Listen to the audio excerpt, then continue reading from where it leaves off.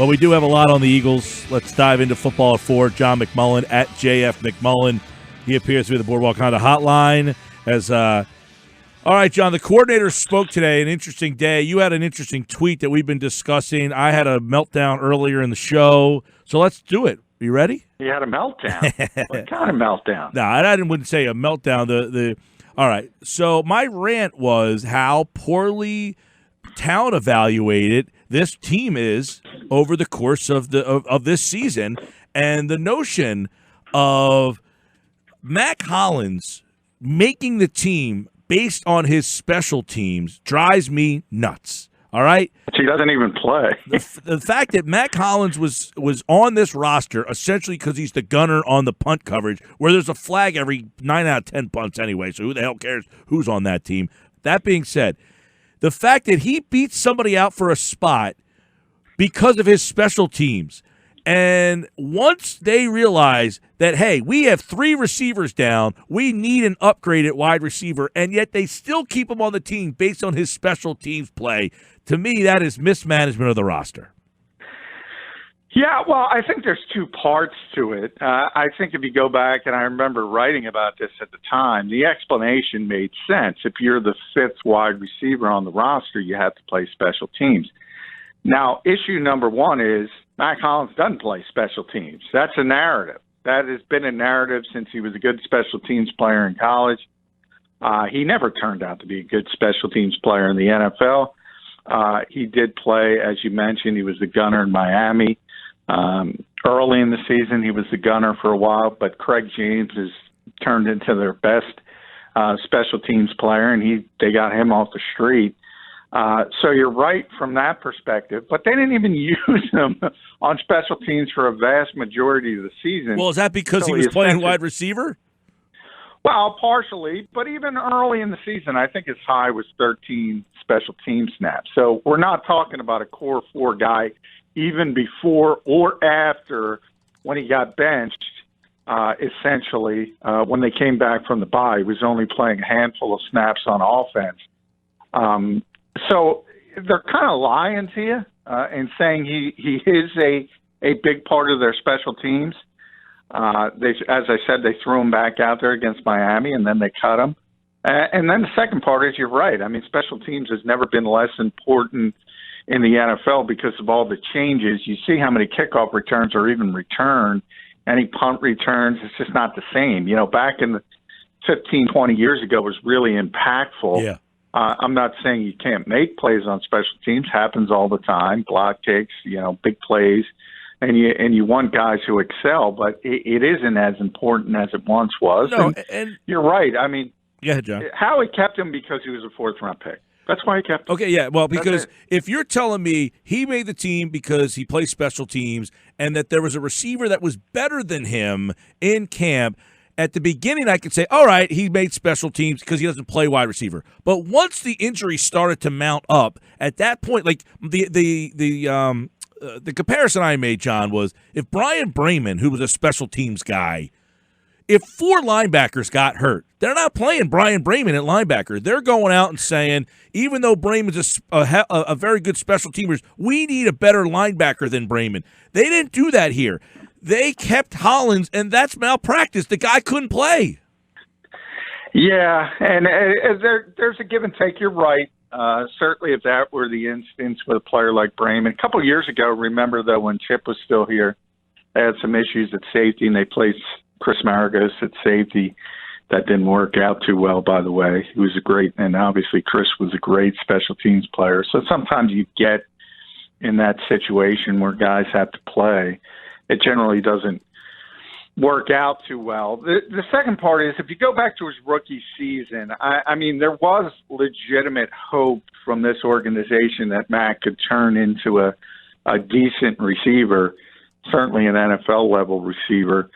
And then came the core muscle injury, the sports hernia that was he needed 2 surgeries for. The first one, they did one side. They should have done both sides. He hadn't been the same guy physically. So that plays into it as well.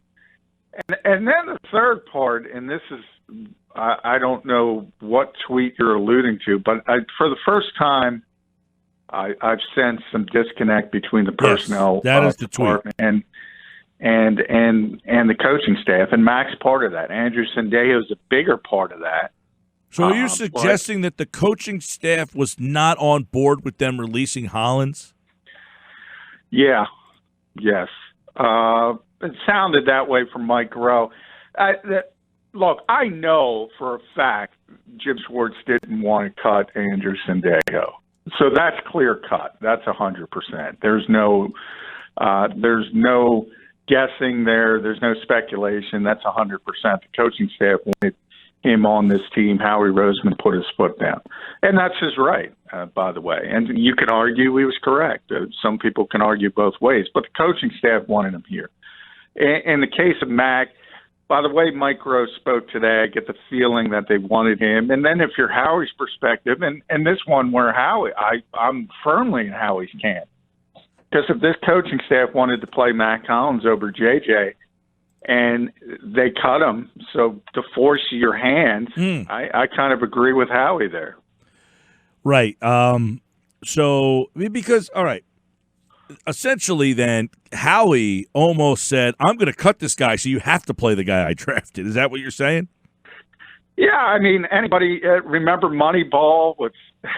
Remember what happened in that movie? And Brad Pitt playing Billy Bean in that movie, and Art Howe. Philip Seymour Hoffman was Art Howe, and he wasn't playing the guys that Billy Bean wanted to play. So what did he do? He traded them. Mm-hmm.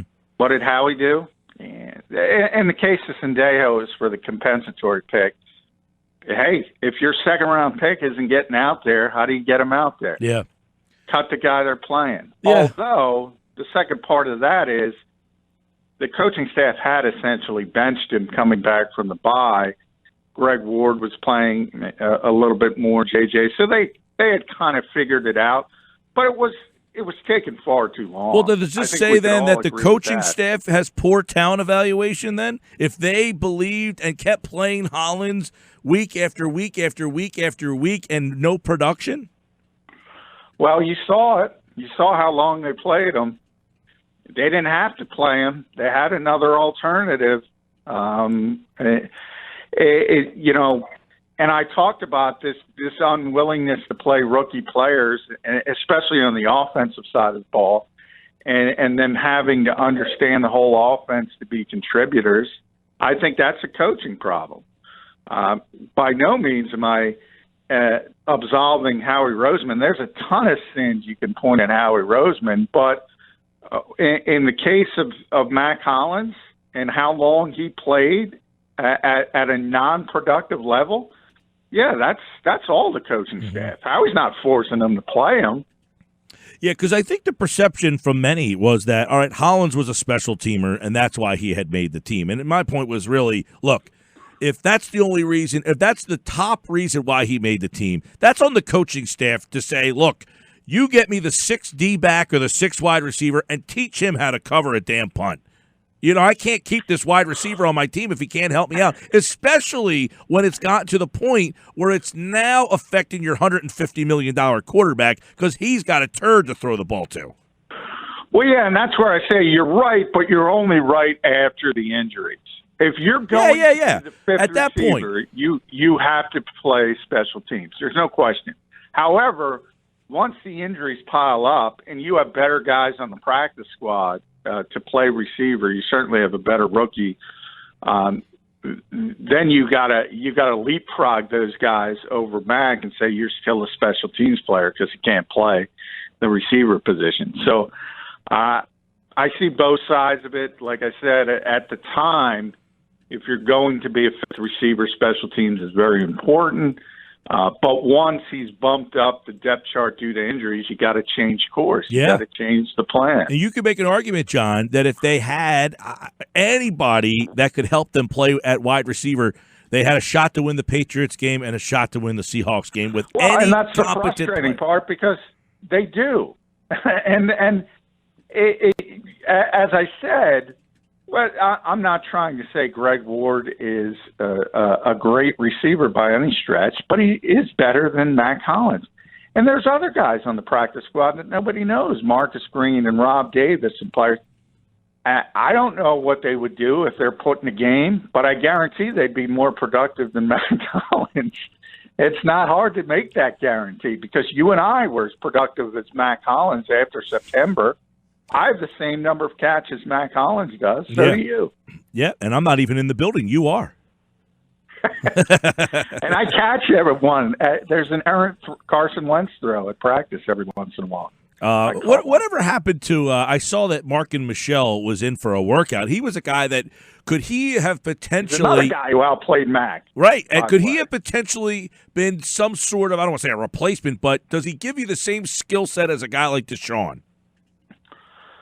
Well, he's athletic. He's not that fast, but look, I mean, none of these guys are world beaters. None of these guys are. If he were a legitimate NFL receiver, he wouldn't be working out for the Eagles on a Monday in December. I mean, there's 31 other teams in this league. He'd be on, at the bare minimum, a practice squad. But when you do have all those injuries and when you do have no productivity from the players replacing, that's what you do. You churn it and you try different things. That's what you should do. So whether it's the guys already here on the practice squad, whether it's bringing back somebody who knows the system like Markin, that's what they did with Jordan Matthews. Obviously had much more experience, but they tried that. It didn't work. Hey, you can try it, but you got to keep trying stuff until it gets better.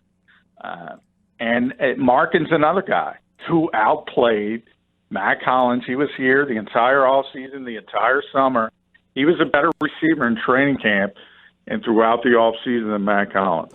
Yeah, and I guess, too, how tied to Hollins was Roseman? Well, it's a draft pick, and I talk about this all the time, and this is a league-wide problem. Guys have very difficult times giving up on draft picks, and that's because their jobs are tied to it.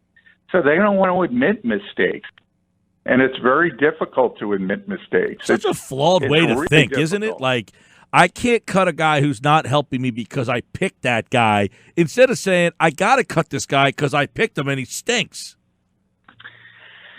Yeah, but I mean, that in this. What's worse, keeping the lousy player or at least admitting that somebody's got to understand you're not going to hit on 100%. So at least own up to your mistake and get them out of there faster rather than sitting on them. Some guys do, but it's the guys who have a lot of history and a lot of cachet. The Patriots miss on players all the time. What are you going to say to Bill Belichick, who is in charge? I mean, he trusts Nick Caserio to do the job because he can't do it day-to-day basis. But the point is, he's got the resume.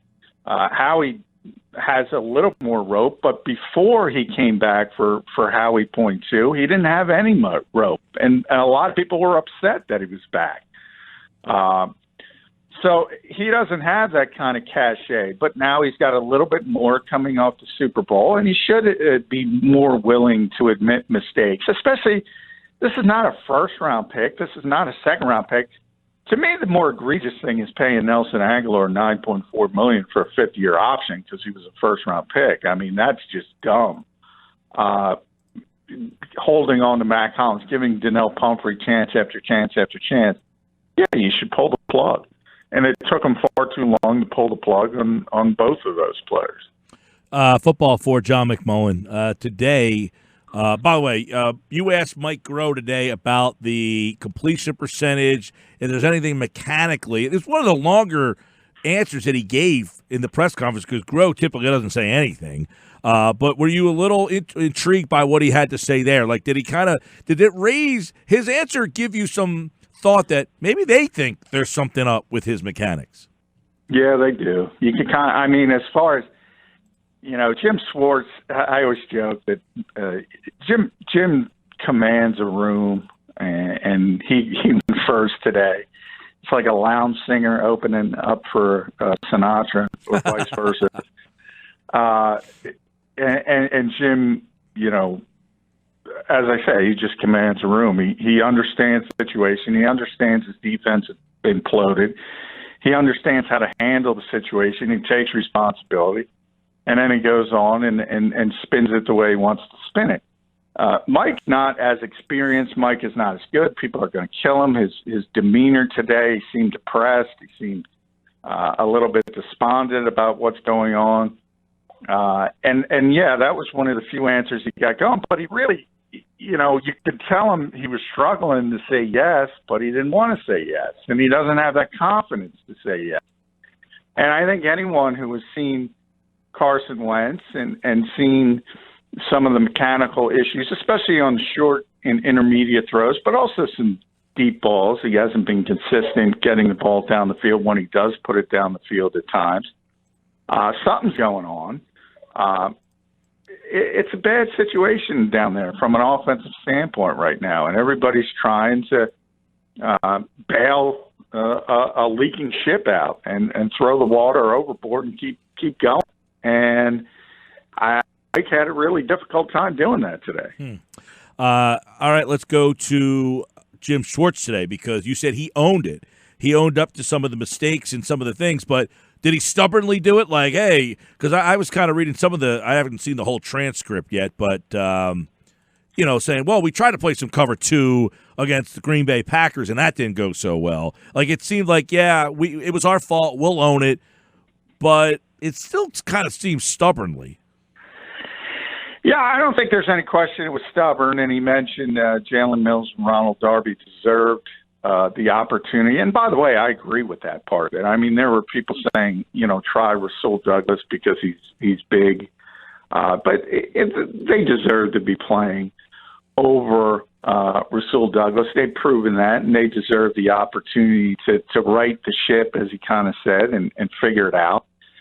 And then he gave a lot of credit to Ryan Fitzpatrick, and so did I after the game. And I even said I probably didn't give as much credence to his history, not only in this league, but against the Eagles and against Jim Schwartz. And he understands what he's seeing. So Jim kind of said, but when he did play zone, he wasn't throwing the 50-50 balls because he is smart, and he is from Harvard, and he does have the 50 Wonderlic score.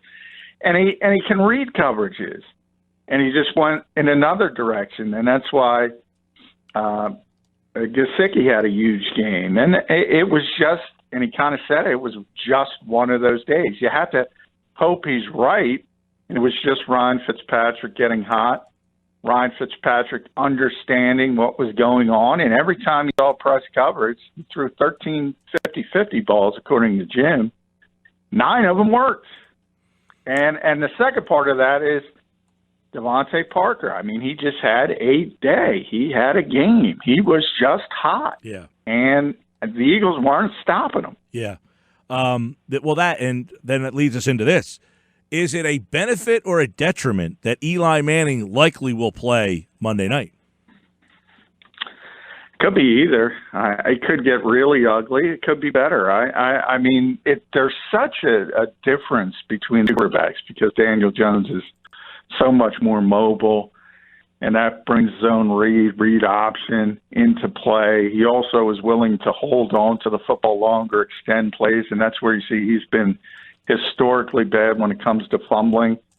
So you get it from that standpoint. From Eli, Eagles have played him a ton over the years. The last 21 games, they're 17-4 against Eli Manning quarterback teams. So they've had a lot of success against him. But it is a little bit different this time because the Giants have gone through such a struggle with a rookie quarterback. And now you're coming in with a veteran who, just like I said about Ryan Fitzpatrick, knows what he's seeing. He's going to get the football out quickly. He's not going to take sacks. That's been his MO for years and years and years. So it changes things almost completely. And, hey, the Eagles are struggling.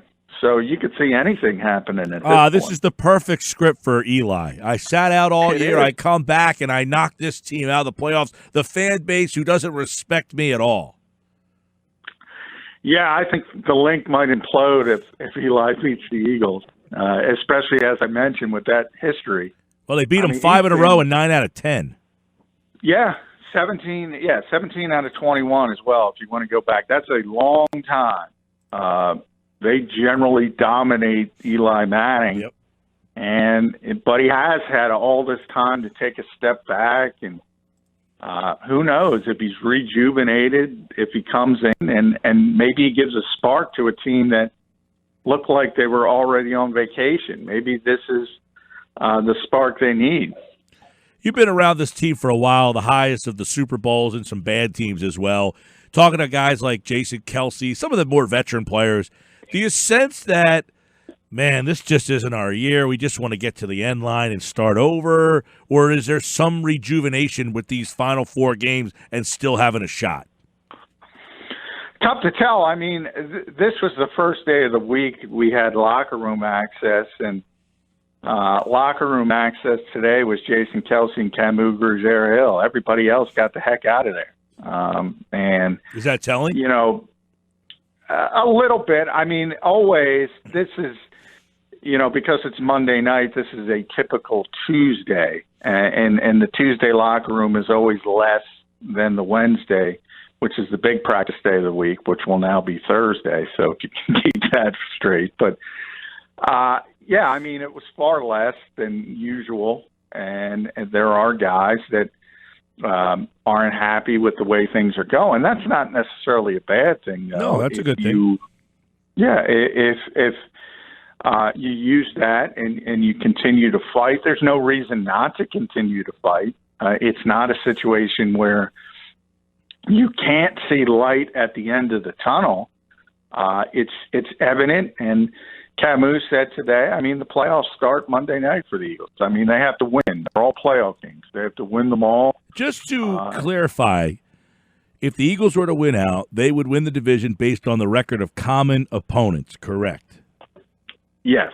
Okay. It would be the third tiebreaker, and they would win on that over the Dallas Cowboys. And the key, obviously, is I only ask this, and because, John, sorry to cut you off, is forever we've always said, well, NFC games matter more than AFC games, and it almost seems like it's not the case so much anymore because the common opponent thing is a higher tiebreaker than actually your NFC record. So that Dolphin game was just as important, more important now than the Atlanta game.